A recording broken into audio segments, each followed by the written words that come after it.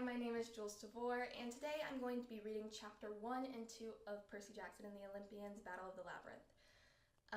This series means a lot to me. I read it in the 5th grade, and now my sister's in the 5th grade, so we spent all summer reading the Percy Jackson books. And it's been so much fun to dive back into this world, truly, it made me feel like a kid again. It was the best thing ever. I'm currently at SCAD working on my BFA. This quarter, I am in a class called Voiceover for Game, Animation, Commercial, and Narration. So we're on our animation unit right now, and we won't get to the narration unit until later, but I wanted to kind of test my foundational skills, see where we are. Enjoy! Chapter 1, I Battle the Cheerleading Squad. The last thing I wanted to do on my summer break was blow up another school, but there I was, Monday morning, on the first week of June, sitting in my mother's car in front of Good High on East 81st Street. Good was a big brownstone building overlooking the East River. A bunch of BMWs and Lincoln Town cars were parked out front. Staring up at the fancy stone archway, I wondered how long it would take me to get kicked out of this place. Just relax. My mom didn't sound relaxed. It's only an orientation tour. And remember, dear, this is Paul's school, so try not to, destroy it. Yes. Paul Blowfist, my mom's boyfriend, was standing out front, greeting future 9th graders as they came up the steps. With his salt and pepper hair, denim clothes, and leather jacket, he reminded me of a TV actor, but he was just an English teacher. He managed to convince Good High to accept me for 9th grade, despite the fact that I had gotten kicked out of every single school I'd ever attended. I tried to warn him it wasn't a good idea, but he wouldn't listen. I looked at my mom. You haven't told him the truth about me, have you? She tapped her fingers nervously on the wheel. She was dressed up for a job interview, her best blue dress and high-heeled shoes. I thought we could wait, she admitted. So we don't scare him away? I'm sure orientation will be fine, Percy. It's only one morning. Great, I mumbled. I can't get expelled before I even start the school year. Think positive. Tomorrow you're off to camp. After orientation, you've got your date. It's not a date, I protested. It's just Annabeth. Mom, jeez.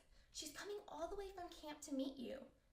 Yeah, well, you're going to the movies? Yeah, just the two of you? Mom! She held up her hands in surrender, but I could tell she was trying hard not to smile. You better get inside, dear. I'll see you tonight. I was about to get out of the car when I looked over at the steps of the school. Paul Blowfist was greeting a girl with frizzy red hair. She wore a maroon t-shirt and ratty jeans decorated with marker drawings. When she turned, I caught a glimpse of her face, and the hairs on my arms stood up straight. Percy? My mom asked. What's wrong? Nothing, I stammered. Does the school have a side entrance? Right down the block on the right. Why? I'll see you later.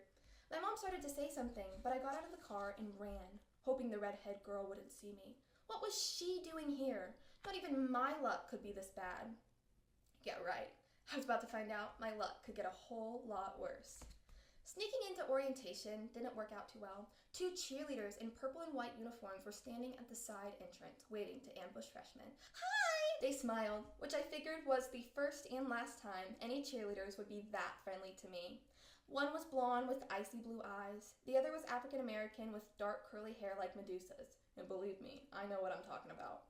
Both girls had their names stitched in cursive on their uniforms. But with my dyslexia, the words looked like meaningless spaghetti.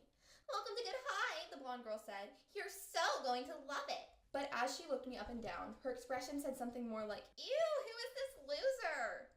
The other girl stepped forward uncomfortably close to me. I studied the stitching on her uniform and made out Kelly. She smelled like roses and something else that I recognized from riding lessons at camp. The scent of freshly washed horses. It was a weird smell for a cheerleader, but maybe she owned a horse or something. Anyway, she stood so close, I got the feeling she was going to push me down the steps. What's your name, Fish? Fish? Freshman. Percy. The girls exchanged looks. Oh, Percy Jackson, the blonde one said. We've been waiting for you. That sent a major uh-oh chill down my spine. They were blocking the entrance, smiling in a not-so-friendly way. My hand crept instinctively towards my pocket, where I kept my lethal ballpoint pen riptide. Then another voice came from inside the building. Percy? It was Paul Blowfist, somewhere down the hallway. I'd never been so glad to hear his voice. The cheerleaders backed off. I was so anxious to get past them, I accidentally kneed Kelly in the thigh. Her leg made a hollow metallic sound. Like a flagpole. Ow, she muttered. Watch it, fish. I glanced down, but her leg looked like a regular old leg. I was too freaked out to ask questions. I dashed into the hallway, the cheerleaders laughing behind me. There you are, Paul told me. Welcome to Good. Hey, Paul. Mr. Blowfist. Percy, you look like you've seen a ghost. Yeah. He clapped me on the back. Listen, I know you're nervous, but don't worry. We get a lot of kids in here with ADHD and dyslexia. The teachers know how to help. If only ADHD and dyslexia were my biggest worries. I mean, I knew Paul was trying to help, but if I told him the truth about me, he'd either think I'm crazy or he'd run away screaming. Those cheerleaders, for instance, I had a bad feeling about them. Then I looked down the hall, and I remembered I had another problem. The redheaded girl I'd seen on the front steps was just coming in the main entrance. Don't notice me, I prayed. She noticed me. Her eyes widened. Where's orientation? I asked Paul. The gym. That way. But, bye. Percy? He called out, but I was already running. I thought I'd lost her. A bunch of kids were heading for the gym, and soon I was just one of 300 14-year-olds all crammed into the bleachers. A marching band played an out-of-tune fight song that sounded like somebody hitting a bag of cats with a metal baseball bat. Older kids, probably student council members, stood up front modeling the Good school uniform and looking all, hey, we're cool. Teachers milled around, smiling and shaking hands with students. The walls of the gym were plastered with purple and white banners that said, welcome future freshmen, good is good, we're all family, and a bunch of other happy slogans that pretty much made me want to throw up. None of the other freshmen looked thrilled to be here either. I mean, coming to orientation in June when the school doesn't even start until September is not cool. But at Good, we prepare to excel early. At least that's what the brochure said. The marching band stopped playing. A guy in a pinstripe suit came to the microphone and started talking. But the sound echoed around the gym, so I had no idea what he was saying. He might have been gargling. Somebody grabbed my shoulder. What are you doing here? It was her, my redheaded nightmare. Rachel Elizabeth Dare, I said. Her jaw dropped, like she couldn't believe I had the nerve to remember her name. And you're Percy somebody. I didn't get your full name last December when you tried to kill me. Look, I didn't. What are you doing here? Same as you, I guess. Orientation? You live in New York? What, you thought I lived at the Hoover Dam? It had never occurred to me. Whatever I thought about her, and I'm not saying I thought about her, okay? She just, crossed my mind from time to time, okay? I always figured she lived in the Hoover Dam area, since that's where I'd met her. We spent maybe 10 minutes together, during which time I'd accidentally swung a sword at her. She saved my life, and I'd run away, chased by a band of supernatural killing machines. You know, your typical chance meeting. Some guy behind us whispered, "Hey, shut up, the cheerleaders are talking." "Hi, guys," a girl bubbled into the microphone. It was the blonde I'd seen at the entrance. "My name is Tammy, and this is Kelly." Kelly did a cartwheel. Next to me, Rachel yelped like somebody had struck her with a pin. A few of the kids looked over and snickered, but Rachel just stared at the cheerleaders in horror. Tammy didn't seem to notice the outburst. She started talking about all the great ways we could get involved during our freshman year. "Run," Rachel told me. "Now." "Why?" Rachel didn't explain. She pushed her way to the edge of the bleachers, ignoring the frowning teachers and grumbling kids she was stepping on. I hesitated. Tammy was explaining how we were about to break into small groups and tour the school. Kelly caught my eye and gave me an amused smile, like she was waiting to see what I'd do. It would look bad if I left right now. Paul Blowfist was down there with the rest of the teachers. He'd wonder what was wrong. Then I thought about Rachel Elizabeth Dare and the special ability she'd shown last winter at the Hoover Dam. She'd been able to see a group of security guards who weren't guards at all, who weren't even human. My heart pounding, I got up and followed her out of the gym. I found Rachel in the band room. She was hiding behind a bass drum in the percussion section. "Get over here," she said. "Keep your head down." I felt pretty silly hiding behind a bunch of bongos, but I crouched beside her. "Did they follow you?" Rachel asked. "You mean the cheerleaders?" She nodded nervously. "I don't think so," I said. "What are they? What did you see?" Her green eyes were bright with fear. She had a sprinkle of freckles on her face that reminded me of constellations. Her maroon t-shirt read, Harvard, Art Department. You wouldn't believe me." "Oh yeah, I would, I promise. I know you can see through the mist." "The what?" "The mist. It's like this veil that hides the way things really are. Some mortals are born with the ability to see through it, like you. She studied me carefully. You did that at the Hoover Dam. You called me immortal. Like, you're not. I felt like punching a bongo. What was I thinking? I could never explain. I shouldn't even try. Tell me, she begged. You know what it means. All these horrible things that I see. Look, this is gonna sound weird. Do you know anything about Greek myths? Like the Minotaur? In the Hydra? Yeah, just try not to say those names when I'm around, okay? And the Furies? She said, warming up. And the Sirens and... Okay. I looked around the band hall, sure that Rachel was going to make a bunch of bloodthirsty nasties pop out of the wall. But we were still alone. Down the hallway, I heard a mob of kids coming out of the gymnasium. They were starting the group tours. We didn't have long to talk. All those monsters, I said. All the Greek gods. They're real. I knew it. I would have been more comfortable if she'd called me a liar, but Rachel just looked like I'd confirmed her worst suspicions. You don't know how hard it's been, she said. For years, I thought I was going crazy. I couldn't tell anybody. I couldn't... Her eyes narrowed. Wait, who are you? I mean, really? Not a monster. Well, I know that. I could see if you were... You look like... you. But you're not human, are you? I swallowed. Even though I'd had 3 years to get used to who I was, I never talked about it with a regular mortal before. I mean, except for my mom, but she already knew. I don't know why, but I took the plunge. I'm half human, I said. I'm a half-blood, I said. Half human. A half what? Just then, Tammy and Kelly stepped into the band room. The doors slammed shut behind them. There you are, Percy Jackson, Tammy said. It's time for your orientation. They're horrible, Rachel gasped. Tammy and Kelly were still wearing their purple and white cheerleader costumes, holding pom-poms from the rally. What do they really look like? I asked, but Rachel was too stunned to answer. Oh, forget her! Tammy made a brilliant smile and started walking towards us. Kelly stayed by the door, blocking our exit. They trapped us. I knew we'd have to fight our way out, but Tammy's smile was so dazzling it distracted me. Her blue eyes were beautiful, the way her hair swept over her shoulder. Percy, Rachel warned. I said something really intelligent like, huh? Tammy was getting closer. She held out her pom-poms. Percy! Rachel's voice seemed to be coming from a long way away. Snap out of it! It took all of my willpower, but I got my pin out of my pocket and uncapped it. Riptide grew into a 3-foot-long bronze sword, its blade glowing with a faint golden light. Tammy's smile turned to a sneer. Oh, come on, she protested. You don't need that. How about a kiss instead? She smelled like roses and clean animal fur, a weird but somehow intoxicating smell. Rachel pinched my arm hard. Percy, she wants to bite you. Look at her. She's just jealous. Tammy looked back at Kelly. May I, mistress? Kelly was still blocking the door, licking her lips hungrily. Go ahead, Tammy. You're doing fine. Tammy took another step forward, but I leveled the tip of my sword at her chest. Get back. She snarled. Freshman, she said with disgust. This is our school, Half-Blood. We feed on whom we choose. Then she began to change. The color drained out of her face and arms. Her skin turned white as chalk. Her eyes completely red. Her teeth grew into fangs. A vampire, I stammered. Then I noticed her legs. Below the cheerleader skirt, her left leg was brown and shaggy, with a donkey's hoof. Her right leg was shaped like a human leg, but it was made of bronze.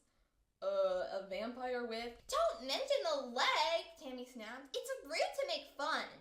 She advanced on her weird, mismatched legs. She looked totally bizarre, especially with the pom-poms, but I couldn't laugh.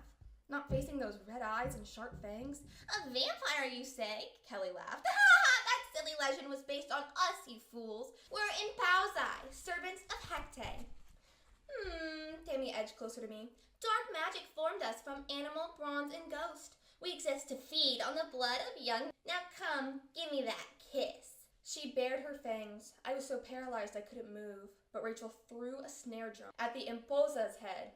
The demon hissed and batted the drum away. It went rolling along the aisles between music stands, its springs rattling against the drum head.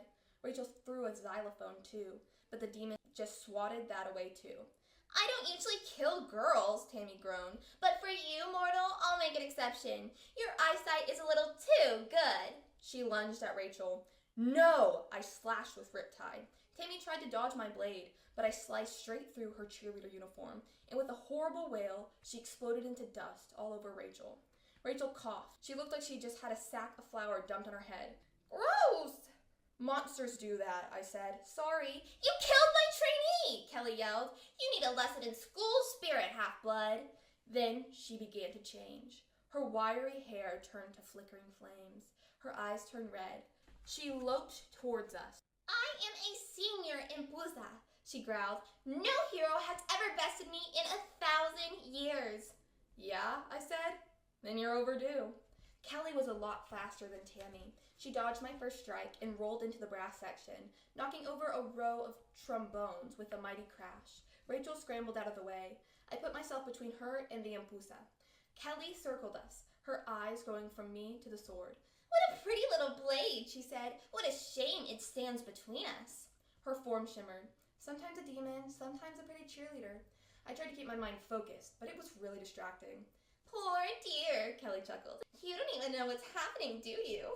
Soon your pretty little camp in flames. Your friends made slaves to the Lord of Time, and there's nothing you can do to stop it. It would be merciful to end your life now before you have to see that. From down the hall, I heard voices. A tour group was approaching. A man was saying something about locker combinations. The Empusa's eyes lit up. Excellent! We're about to have company.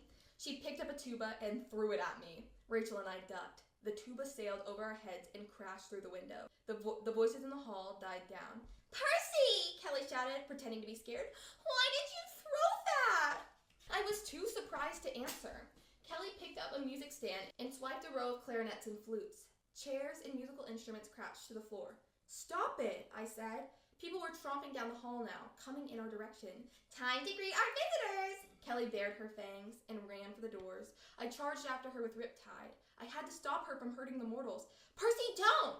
Rachel shouted, but I hadn't realized what Kelly was up to until it was too late. She flung open the doors. Paul Blowfist and a bunch of freshmen stepped back in shock. I raised my sword. At the last second, the Empusa turned toward me like a cowering victim. Oh no, please, she cried. I couldn't stop my blade. It was already in motion. Just before the celestial bronze hit her, Kelly exploded into flame like a Molotov cocktail. Waves of fire splashed over everything. I'd never seen a monster do that before, but I didn't have time to wonder about it. I backed into the band room as flames engulfed the doorway. Percy? Paul Blowfist looked at me, stunned, staring at me from across the fire. What have you done? The kids screamed and ran down the hall. The fire alarm wailed. Ceiling sprinklers hissed to life. In the chaos, Rachel tugged on my sleeve. You have to get out of here! She was right. The school was in flames, and I'd be held responsible. Mortals couldn't see through the mist properly. To them, it would look like I'd just attacked a helpless cheerleader in front of a group of witnesses. There was no way I could explain it. I turned from Paul and sprinted for the broken band room window. I burst out of the alleyway onto 81st and ran straight into Annabeth. Hey, you're early, she laughed, grabbing my shoulders to keep me from tumbling into the street. Watch where you're going, seaweed brain. For a split second, she was in a good mood, and everything was fine. She was wearing jeans and an orange Camp Half-Blood t-shirt and her clay bead necklace. Her blonde hair was pulled back in a ponytail. Her gray eyes sparkled. She looked like she was ready to catch a movie, have a cool afternoon hanging out together. Then Rachel Elizabeth Dare, still covered in monster dust, came charging out of the alleyway, yelling, Percy, wait up! Annabeth's smile melted. She stared at Rachel, then at the school. For the first time, she seemed to notice the black smoke and the ringing fire alarms. She frowned at me. What did you do this time? And who is this? Oh, Rachel, Annabeth. Annabeth, Rachel. She's a friend, I guess. I wasn't sure what else to call Rachel. I mean, I barely knew her. But after being in 2 life-or-death situations together, I couldn't just call her nobody. Hi, Rachel said. Then she turned to me. You're in so much trouble, and you still owe me an explanation. Police sirens wailed on FDR Drive. Percy, Annabeth said coldly, we should go. And I want to know more about half-bloods, Rachel insisted, and monsters, and the stuff about the... She grabbed my arm, whipped out a permanent marker, and wrote a phone number on my hand. You're gonna call me and explain, okay? You owe me that. Now get going. But I'll make up some story, Rachel said. I'll tell him it wasn't your fault, okay? Just go. She ran back towards the school, leaving Annabeth and me in the street. Annabeth stared at me for a second. Then she turned and took off. Hey, I jogged after her. There were 2 impulsi. I tried to explain. They were cheerleaders, see, and they said camp was going to burn, and you told a mortal girl about half-bloods? She can see through the mist. She saw the monsters before I did, so you told her the truth. She recognized me from the Hoover Dam, so you've met her before? Last winter, but I barely know her. She's kind of cute. I never thought about it. Annabeth kept walking towards York Avenue. I'll deal with the school, I promised, anxious to change the subject. Honest, it'll be fine. Annabeth wouldn't even look at me. I guess our afternoon is off. We should get you out of here, now that the police will be searching for you. Behind us, smoke billowed up from Good High School. In the dark column of ashes, I thought I could see a face. A she-demon with red eyes laughing at me. Your pretty little camp in flames, Kelly had said. Your friends made slaves to the Lord of Time. You're right, I told Annabeth, my heart sinking. We have to get to Camp Half-Blood. Now.